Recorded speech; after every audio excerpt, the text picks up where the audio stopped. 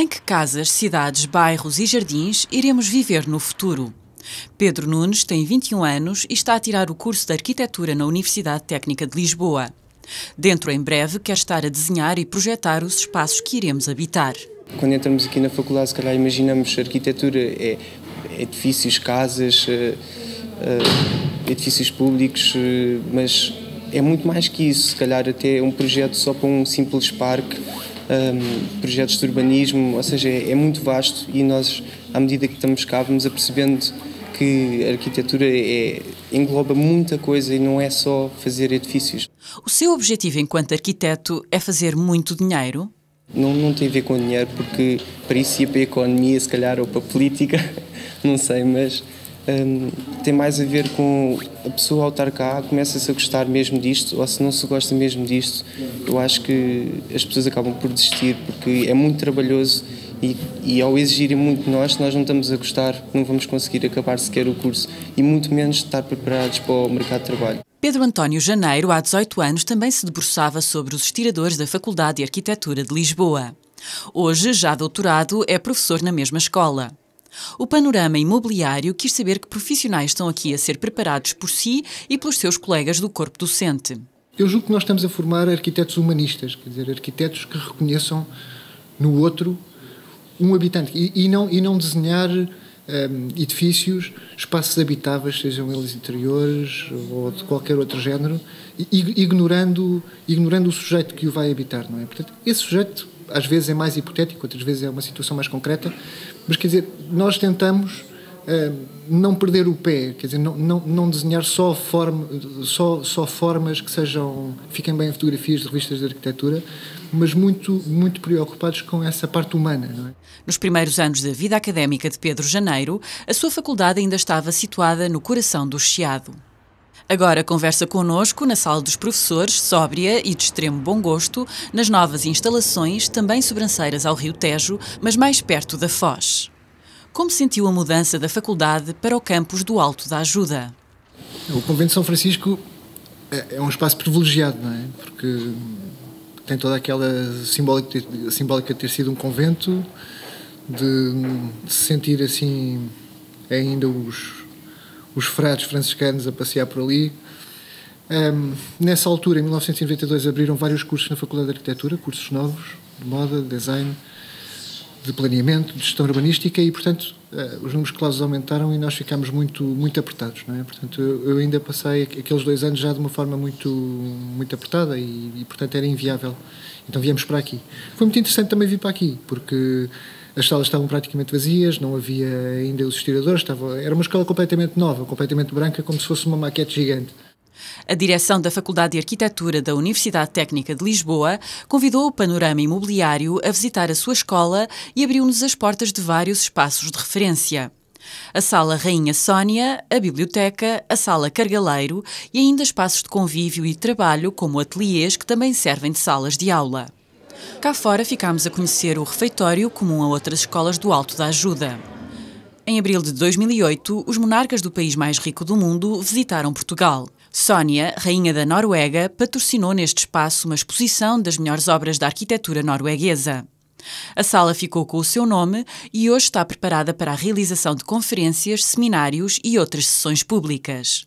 Nas suas paredes, presta-se homenagem à figura maior da arquitetura brasileira, Oscar Niemeyer. Aqui lhe foi conferido no ano passado o doutoramento honoris causa pela Universidade Técnica de Lisboa.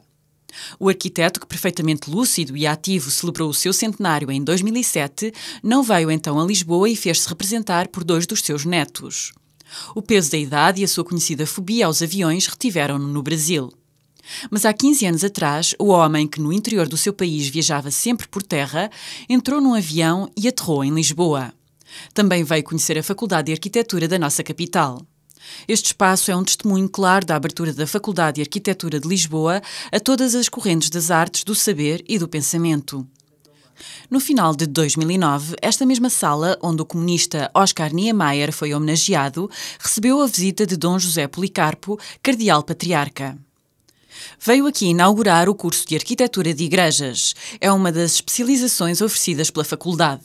A nossa escola não é uma escola de tendência, é uma escola que privilegia um certo ecumenismo nas tendências dos seus alunos e, portanto, não é uma escola que dê uma formação muito dirigida para uma determinada escola, uma determinada tendência. Isso nunca foi a nossa maneira de encarar a arquitetura.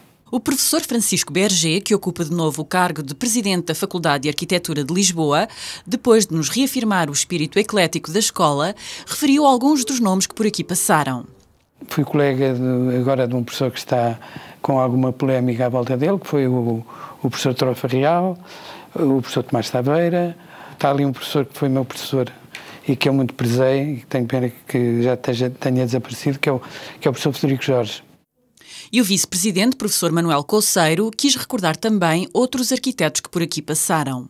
Foram meus colegas de curso, nomes famosos como João Carrilho da Graça, Manuel Graça Dias, por exemplo, José Manuel Fernandes, mais ligado à vertente teórica e que já publicou muitíssimos livros do âmbito da arquitetura. Os irmãos Mateus também foram alunos desta escola, um deles, inclusive, colabora connosco como docente. O atual presidente da Ordem dos Arquitetos, João Rodeia. Alguns deles, os que presidiram aos órgãos de gestão da faculdade, estão retratados na parede do gabinete do atual presidente, onde fomos recebidos.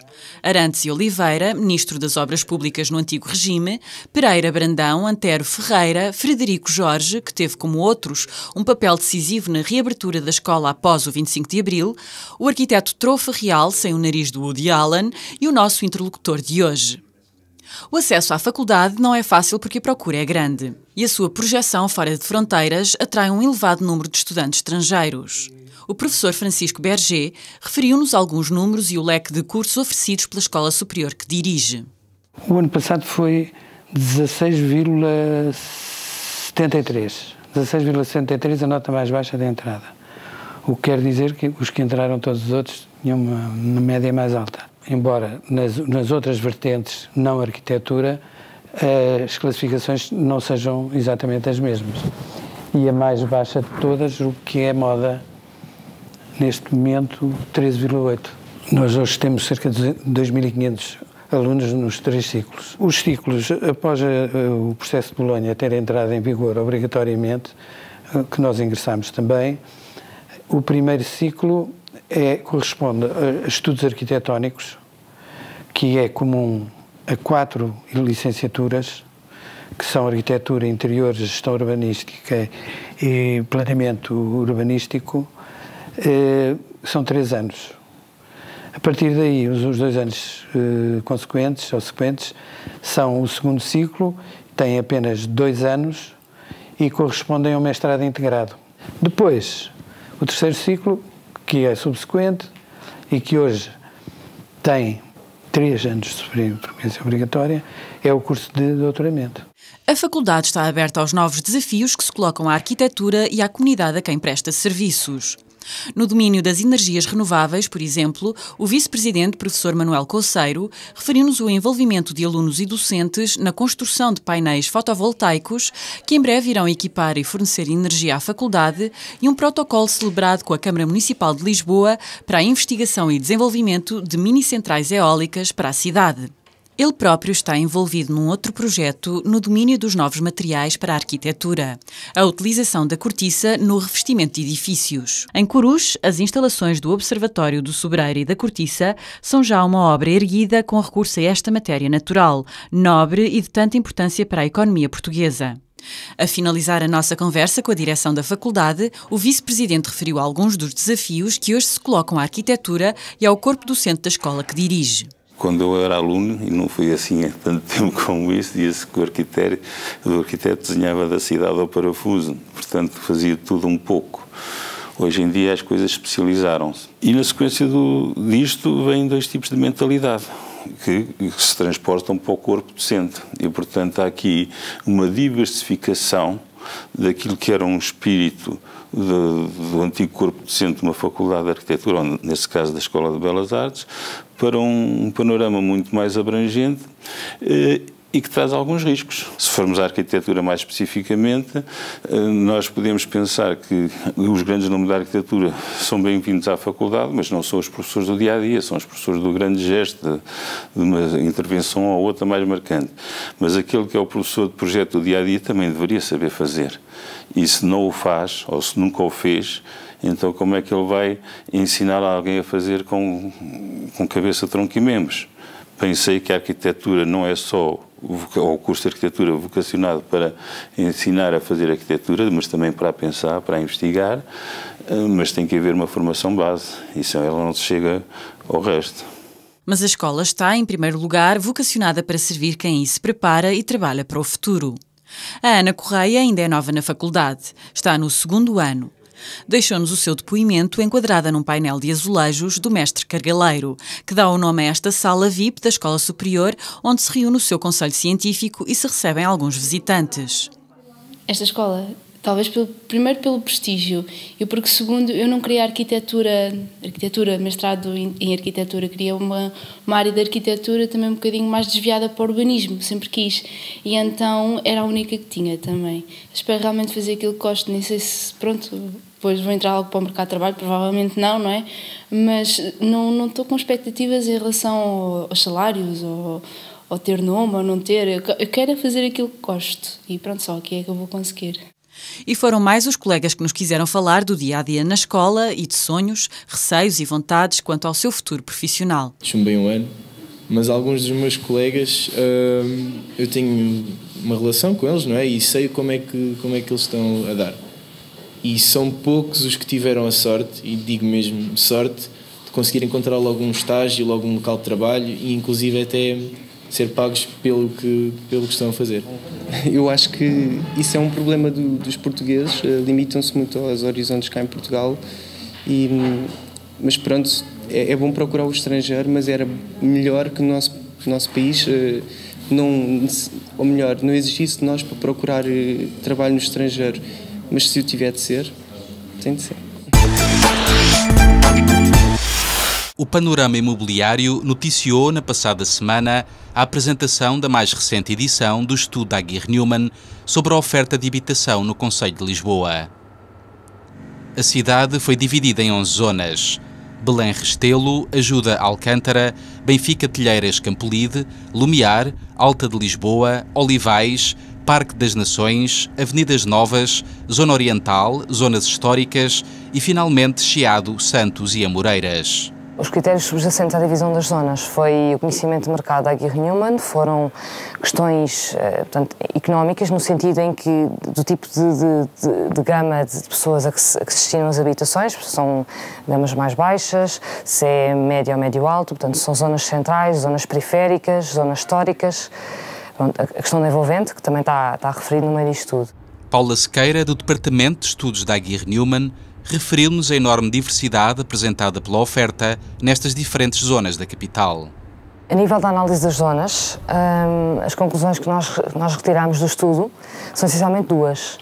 Que nem tudo o que é caro se vende bem, ou seja, está imune à crise, e nem tudo o que é barato se vende rápido por ser barato. Como exemplo disto, eu dou-lhe como exemplo a Zona 8, que é uma zona que é das Avenidas Novas, que é uma zona cara, mas que ainda assim se vende muito bem, porque tem a ver com a questão da centralidade, do acesso a serviços, da qualidade das habitações. Relativamente ainda à Zona 1, que é a zona de Belém Restelo, é uma zona que tem dos preços mais elevados de venda por metro quadrado, mas que não se vende, vende-se, mas demora a vender.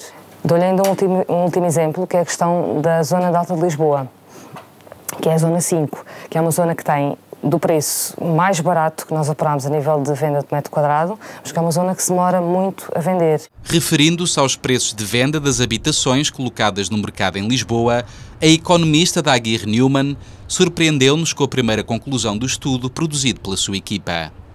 A primeira grande conclusão que nós retiramos com a elaboração deste estudo, e ao contrário daquilo que seria expectável, é que o preço médio de venda por metro quadrado, médio, portanto, preço pedido, aumentou.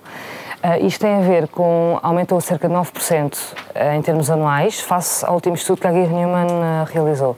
Isto tem a ver com o facto de se encontrarem atualmente muitas promoções em comercialização que provêm da área da reabilitação.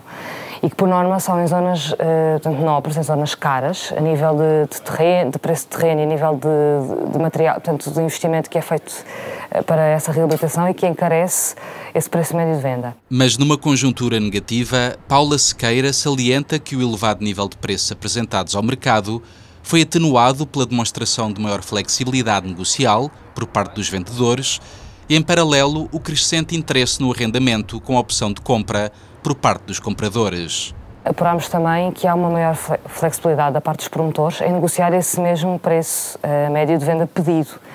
Essas margens de negociação podem ir entre 5% a 20%. Ainda nesta linha, apurámos também que há uma grande apetência para a questão da modalidade de arrendamento com opção de compra. Portanto, é uma modalidade que está a ser bastante utilizada pelos promotores para também tentar ultrapassar esta questão da crise e das pessoas não terem tanta apetência para comprar habitação. Uma outra conclusão do estudo sobre a oferta de habitação na capital refere-se ao tempo médio de comercialização dos empreendimentos. A última conclusão que nós retiramos foi que o prazo médio de comercialização que se centra atualmente em 48 meses, ou seja, 4 anos, para a colocação de uma promoção completa no mercado, aumentou também, face ao estudo anterior. Isto não é de admirar, tendo em conta toda a conjuntura que se vive atualmente e a questão da dificuldade de acesso ao crédito e tudo mais. E a terminar, o Panorama Imobiliário pediu a Paula Sequeira que nos apontasse as perspectivas que se apresentam ao mercado nos tempos mais próximos.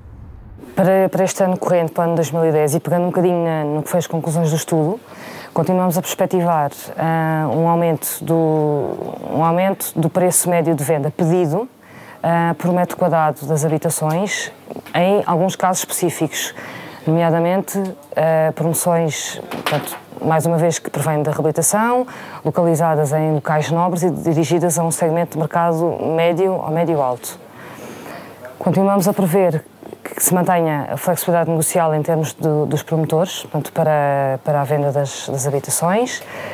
Irá-se manter igualmente a questão da utilização da modalidade de arrendamento com opção de compra.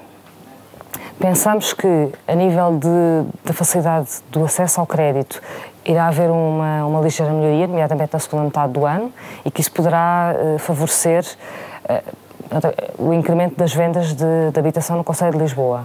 A nível da promoção imobiliária, continuamos a prever que haja também um incremento ou que se mantenha, portanto, o nível de promoção que foi identificado no anterior, que se mantenha também em 2010. Por fim, a nível dos ritmos de venda das habitações, apesar dele ser alto, estamos a falar de 48 meses, prevemos que eles ainda se mantenham este ano. Portanto, não acreditamos que seja este ano já que haja uma melhoria bastante larga das condições de venda do mercado. Em 2011, ou nos outros anos talvez, mas em 2010 ainda acreditamos que estes ritmos se vão manter. A APMIP colocou na net à disposição de todos, 365 dias por ano e 24/24 horas, o portal Casa IS. Vítor Patacas, vice-presidente da associação que representa os profissionais e empresas de mediação em Portugal, diz-nos o que podemos encontrar e como pesquisar a informação neste portal do imobiliário. No Casa IS vai encontrar uma oferta de 450 mil imóveis. Aqui tem a confiança, tem a segurança na transação imobiliária, que é isso que nos torna completamente diferentes. E uma das vantagens deste site da APMIP é um espaço onde pode fazer contas, calcular o valor das suas obrigações fiscais numa transação imobiliária ou simular uma permuta de imóveis. No Casa IS tem duas formas de pesquisar, através da pesquisa simples ou da pesquisa avançada.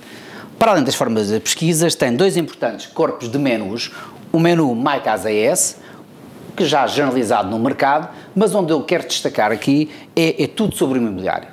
No menu Tudo sobre o imobiliário vai encontrar notícias, legislação, simuladores, um glossário dos temas normais, modelos e guias. No submenu simuladores, aqui vai encontrar uma área onde pode fazer os cálculos de IMI, de IMT, de um planeamento de permutas, hoje em dia tão importante para minimizar os nossos custos nas compras de uma casa, e ainda um cálculo sobre os IRS e mais-valias que nós temos nas transações imobiliárias. Quero salientar aqui o nosso guia de permutas, onde poderão calcular os valores exatos que as partes têm a pagar. Aqui são atribuídos, para além do valor que cada proprietário atribui ao seu imóvel, tem que calcular também os seus valores patrimoniais. Outro aspecto bastante importante é o submenu dos modelos e das guias. Aqui temos informações sobre guias de compras e de arrendamentos e de permutas das casas e de sessões de posições contratuais e ainda todas as informações necessárias e com modelos tipos das conservatórias, da Direção-Geral dos Impostos, das câmaras, dos direitos de preferências do IPAR. Toda a informação que o consumidor necessita ter, consegue obtê-la aqui no Casa S. Na próxima semana voltaremos a este ponto de encontro da procura e da oferta de imóveis.